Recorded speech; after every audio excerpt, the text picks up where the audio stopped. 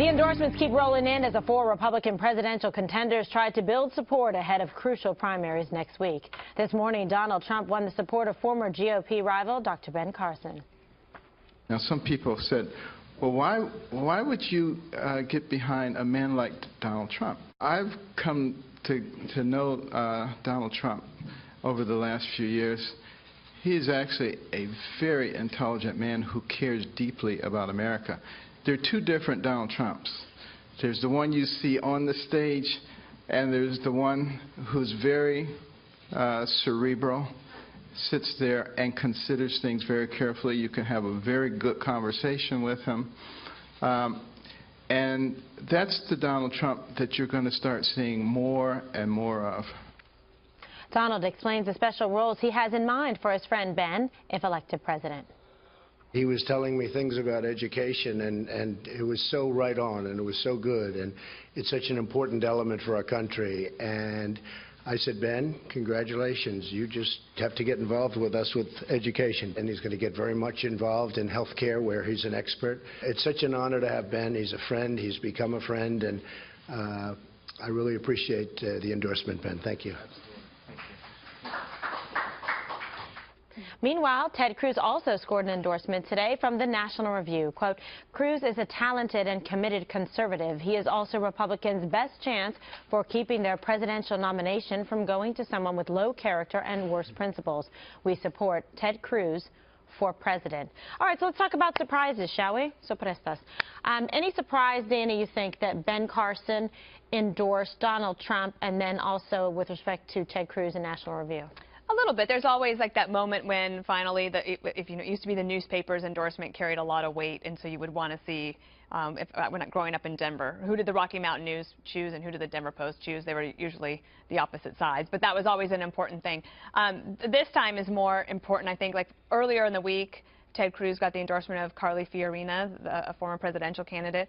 2 weeks ago, so it was Chris Christie decided to go with Trump, and now Ben Carson. So in a way, it's a little bit of a surprise, but I thought that Ben Carson gave a really nice speech there. And again, remember, I'm for adding, not subtracting when it comes to endorsements.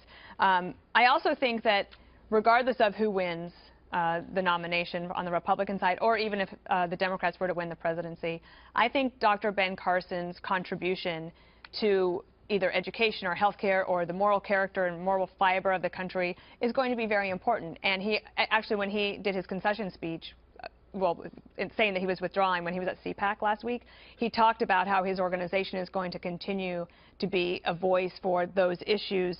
And I think that he is a great model for a lot of people who have wonderful careers, achieve a lot, and then decide to dedicate their remaining time in life to public service. Yeah, so I'm for that. I think it's very well stated. I like him a lot. We've all liked him. I think, at this table, certainly. He's a class act. I think he added a tremendous amount to this campaign, to the process, and his remarks, yesterday and today really kind of point to that. So I hope he does stay involved. It's a great contribution. If I could just say one other thing on the National Review endorsement of Ted Cruz, I actually wasn't that surprised, because in reading the magazine for the last year, they had so many, I thought, very favorable features of Ted Cruz. They had lots of sources on the Cruz campaign, so I'm not surprised by the endorsement. It was pretty much an endorsement at that point. So I don't know. I think they would quibble with that, but it wasn't entirely a surprise to me. You could read the tea leaves.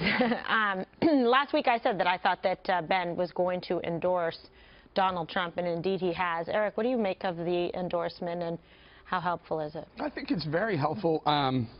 For a couple of reasons. Number one, the evangelicals, Ted Cruz wants to own that vote. Donald Trump has done very well with evangelicals, and I think this will only help solidify that going forward. That was important. But also, so Donald Trump said he had a long discussion with Ben Carson yesterday.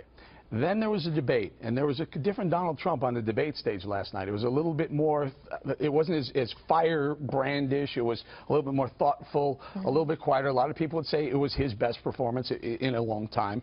And maybe Dr. Carson is giving him a little bit of that, the lesson on tone, which would be a great thing for him as well. And I noticed when Donald Trump had his 9 a.m. press conference announcing that Carson's going to be his an endorsement from Carson was going to happen.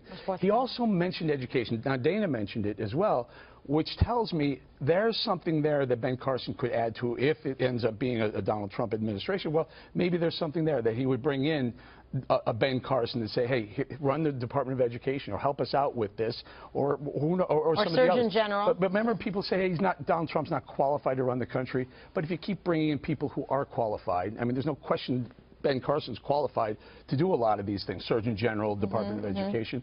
That's how you do it. That's how you get it done if you don't have the political. Well, it's kind of a business approach of like best practices, getting the people that are the experts are very qualified in their fields. Interesting. And on the NRO? Yeah.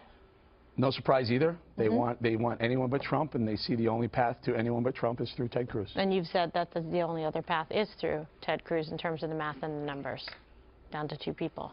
All right, Greg, what do you make of these 2 endorsements? Well, I've always been a big fan of Carson, but I keep wondering what kind of delicious candy did Donald Trump offer Ben to get him into the Trump van? You know, that's kind of a pedophile comparison. Yeah, we got it. Who would do such a thing? Oh, yes, Trump did that with Ben Carson. So that's what I find really interesting is that we're in an era now where you can compare somebody to a child molester or say that they're pathologically damaged and then still get that person's endorsement. And it tells me that even an outsider will sell out. An outsider also wants to be an insider. He wants to be part of the bandwagon. But I will say this also. But do you really think that Ben Carson wouldn't, I mean, honestly, because you've said some nice things about Ben Carson. I love Ben Carson. That he would sell himself out if he didn't actually like him or believe him? I think that it's got to be pretty hard to endorse somebody who likens you to a child molester. But the other thing, too, is they keep talking about how Trump and Carson did bury the hatchet. I would be careful using that terminology with Ben Carson. He might take it literally. Or bury the hammer. Yes. Yes, indeed. All right. What about your buddy, Ben? Well, no, I'm with Greg. I don't understand it. I mean, he called him a pathological liar. He said that, in fact, the people of Iowa were stupid to be buying into Ben Carson. So I can believe you can try to bury the hatchet, but let's look at the politics for a second. The politics are Carson refused to have anything to do with Cruz because he thinks Cruz absolutely cheated in Iowa, and then followed up saying, oh, let's have a meeting, let's get together, let's settle everything, but used it to show off to the media that he was talking to Ben. So Ben Carson's mad at Ted Cruz. Okay. Then you come to how does he endorse, you know, and what does the endorsement mean? I don't think it means much with the evangelicals. I think evangelicals are already doing pretty well for Donald Trump. You don't think Ben Carson brings any evangelical votes? No, and not at this point. Trump? Not at this point. Well, he's saying Trump is doing well with evangelicals. He's already doing well. So the key here for me is more like, you know what? No, hold on. The key here for me is more like reality TV. It's like you're fired or you're off the island. Both Christie and now Ben Carson seems smaller and removed from me, as opposed to Carson, who previously said, you know what, I'm going to do something to bring evangelicals, the religious community, into the political process going forward, run his own game. Now it's simply that he's in Trump's wake, and I think Greg's onto it. He wanted to get on the bandwagon while the bandwagon was still rolling. Christie, it's like you said it before, Christie needed a job. And I think Ben looks at this as Dr. Carson. Sure. Looks at this as an opportunity, as a lot of people do. When they see something that's happening, that's a phenomenon, you go like, should I get on this or should I stay off it? But they're getting on the ones that they feel are going to end up inevitably the best chance of becoming. That's my point. Staying relevant. That's Eric, let me ask you a matter of integrity and principle, conservative principle. How do you get on the bandwagon if you're a Republican conservative with somebody who alienates from the GOP's traditional stance on international trade? How about Israel? I'm neutral on Israel, he says. How about Social Security benefits? No cuts, he says.